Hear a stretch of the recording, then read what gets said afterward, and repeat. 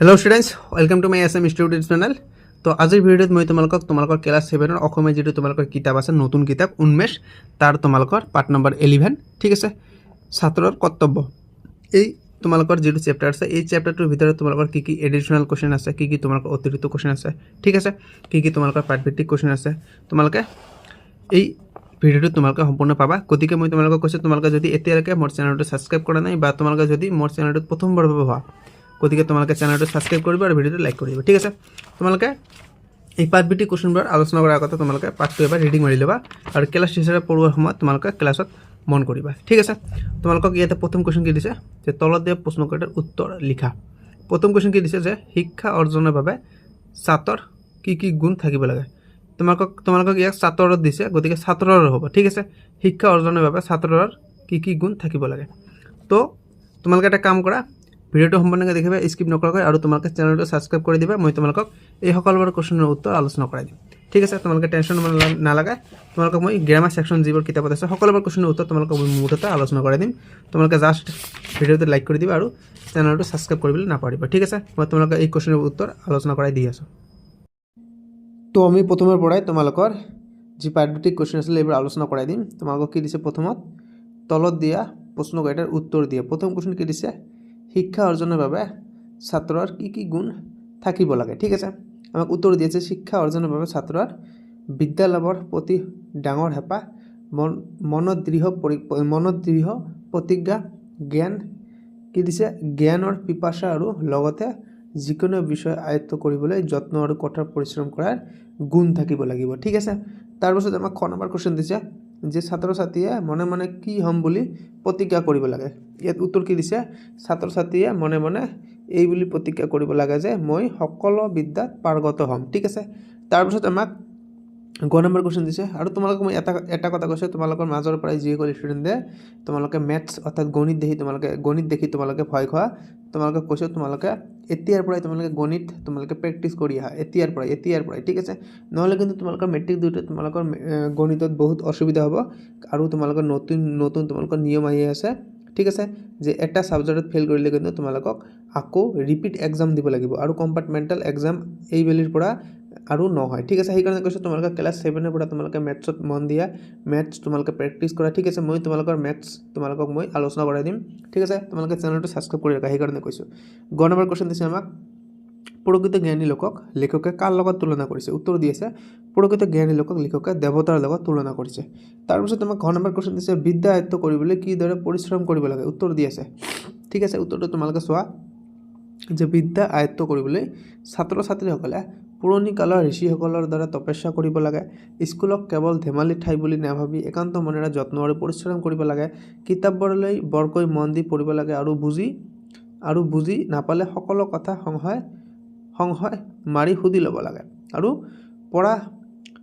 পঢ়া কথাবোৰ মনত ৰাখিবলৈ দুবাৰ এবাৰ লিখিব লাগে ঠিক আছে। মানে তোমালোকক প্ৰেক্টিছ কৰিব লাগিব ঠিক আছে। তোমালোকে লিখিবা যদি মনত নাথাকে তোমালোকে বাৰে বাৰে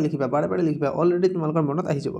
তাৰপিছত তোমালোকক নম্বৰ কোশ্চেন দিছে লেখকে বেছি লাজৰ কথা কি বুলি কৈছে। উত্তৰ দি আছে লেখকে কৈছে যে যেতিয়া জগতত বিদ্যা আছে বিদ্যা শিকাৰ উপায় আৰু নিজৰ শক্তিও আছে তেতিয়া সেইবোৰলৈ হেলা কৰি মূৰ্খ হৈ থকাটোৱে আটাইতকৈ বেছি লাজৰ কথা এইটোৱে কৈছিল। তাৰপিছত আমাক 2 নম্বৰ কোশ্চেন দিছে তোমালোকে এইবাৰ চোৱা ভাবি উত্তৰ দিয়া দেশৰ উন্নতি কেনেকৈ হ'ব পাৰে ঠিক আছে। Very important question. এই কোশ্চেনটো আমাক গোটেই জীৱন লাগিব যে আমি কেনেকৈ দেশৰ উন্নতি কৰিব পাৰিম ঠিক আছে। আমাৰ পূৰ্বপুৰুষসকলে মহাত্মা গান্ধী ভগত সিং জৱাহৰলাল নেহৰু ঠিক আছে APJ আব্দুল কালাম এইবোৰে আমাৰ দেশৰ কাৰণে কি কৰা নাই সকলোবাৰ নিজৰ জান নেওচি দিছিলে ঠিক আছে। গতিকে আমি দেশৰ কাৰণে কি কৰিম আমি জেনজিসকলে দেশৰ কাৰণে কি কৰিম ঠিক আছে। তোমালোকে এইটো চোৱা তোমালোকে দেখা যিসকল ছাত্ৰই কিতাপ পঢ়ি অপাৰ আনন্দ পায় আৰু পঢ়াত মগ্ন হৈ কেতিয়াবা ভাত পানী খাবলৈকে পাহৰি যায় তেওঁলোকেই আচল বিদ্যাৰ তপস্বী ঠিক আছে। লেখকে কৈছে যে এনে বিদ্যাৰ তপস্বীৰ সংখ্যা দেশত সৰহকৈ হ'লে দেশৰ উন্নতি হ'ব পাৰে। তাৰপিছত তোমাক খ নম্বৰ কোশ্চেন দিছে তোমালোকে এইটো চোৱা যে কিতাপ পঢ়াৰ উপৰি আৰু কি ধৰণে নানা বিদ্যা কাৰ্য আৰু শক্তি বঢ়াব লাগে। ইয়াৰ উত্তৰ ইয়াতে দিছে তোমালোকে চোৱা যে কিতাপ পঢ়াৰ উপৰিও নানা ভাষা শিকা সাহিত্য ব্যাকৰণ গণিত ভূগোল আদি অধ্যয়ন কৰা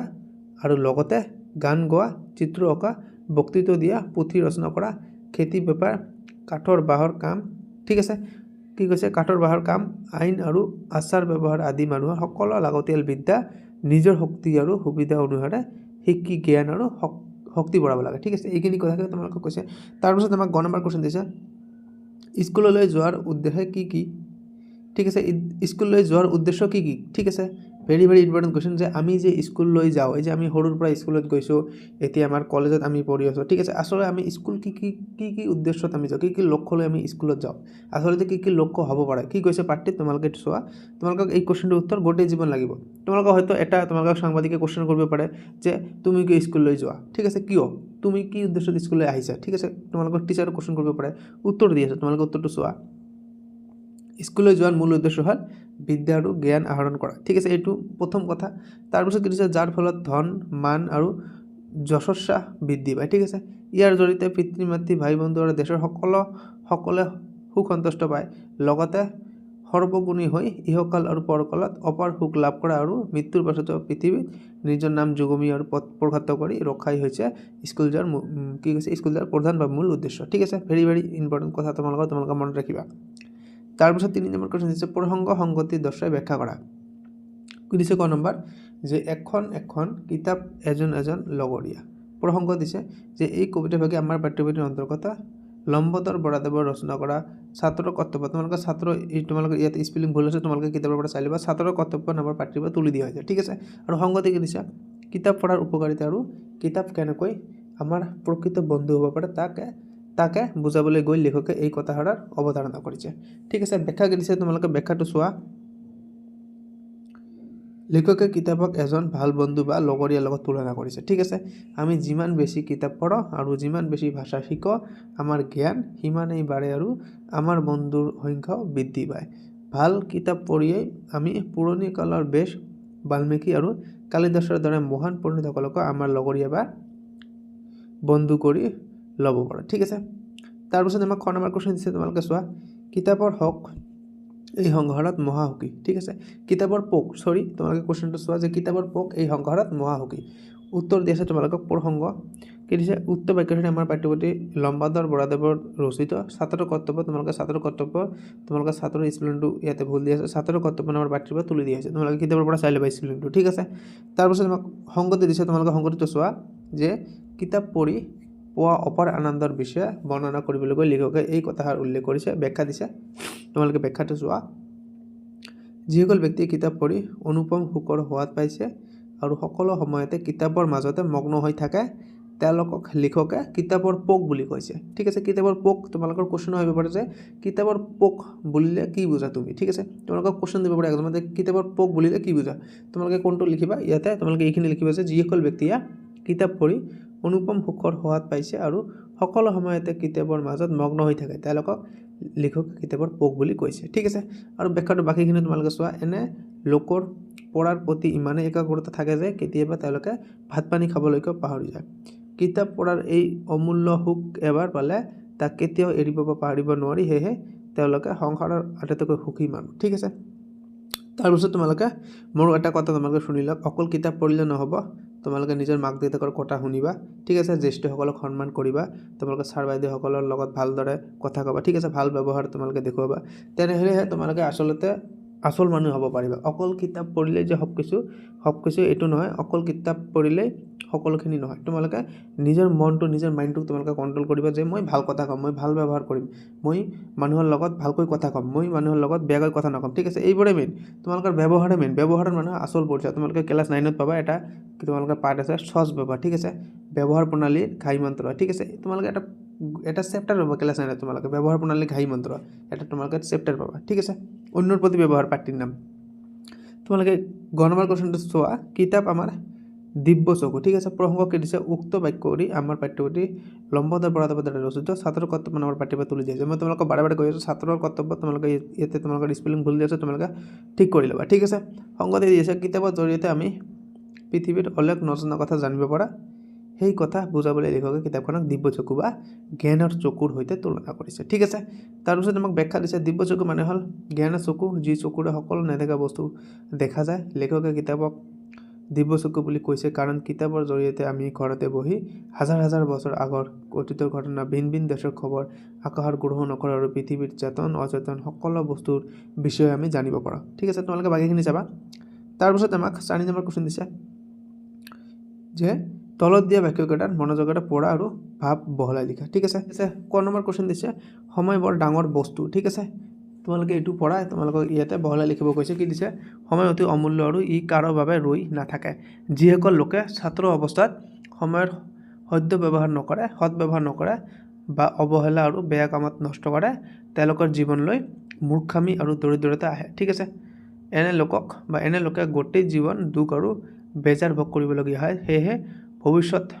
ভৱিষ্যতে জ্ঞান আৰু সুখ পাবলৈ হ'লে আমি সময়ৰ উচিত ব্যৱহাৰ কৰিব লাগে ঠিক আছে তাৰপিছত আমাক খ নম্বৰ কোৱেশ্চন দিছে যে মানুহৰ অসাধ্য একো নাই ঠিক আছে মানুহৰ অসাধ্য একো নাই তোমালোকে কি কৈছে এই কথাটো কি বুজাব খুজিছে তোমালোকে চোৱা যে পৃথিৱীত মানুহৰ বাবে একোই অসম্ভৱ বা অসাধ্য নহয় ঠিক আছে যদি এজন মানুহে নিজৰ যত্ন পৰিশ্ৰম আৰু একাগ্ৰতাৰে কোনো এটা কঠিন কাম বা বিদ্যা আহৰণ কৰিব পাৰে তেন্তে আন এজন মানুহ পুৰুষাৰ্থ কৰিলে সেই একেই কাম কৰিবলৈ সক্ষম হ'ব পাৰে দৃঢ় প্ৰতিজ্ঞা আৰু অধ্যৱসায়ৰ বলত মানুহে যিকোনো কামতেই সফলতা লাভ কৰিব পাৰে ঠিক আছে তাৰপিছত আমাক 5 নম্বৰ কোৱেশ্চন দিছে তোমালোকে এইটো চোৱা কি কৈছে তলত দিয়া কি কৈছে অৰ্থৰ লগত খাপ খোৱা শব্দ